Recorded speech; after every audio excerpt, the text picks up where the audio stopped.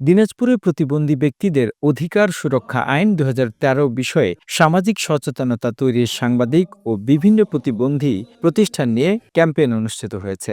বৃহস্পতিবার সকালে সদর উপজেলার নয়নপুর এলাকায় কারিতাস নামক একটি বেসরকারি সংস্থার আয়োজনে এই ক্যাম্পেইন অনুষ্ঠিত হয়।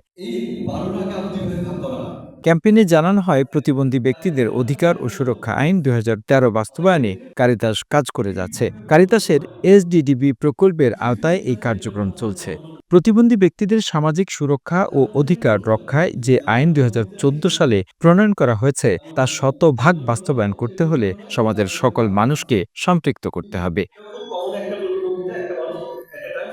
এ সময় কারিতাস দিনাজপুরের আঞ্চলিক পরিচালক মিস্টার রবি মার্ডি সহ বিভিন্ন প্রিন্ট ও ইলেকট্রিক মিডিয়ার সাংবাদিক ও প্রতিবন্ধী প্রতিষ্ঠানগুলোর কর্মকর্তারা উপস্থিত ছিলেন। The news Bangladesh desk report.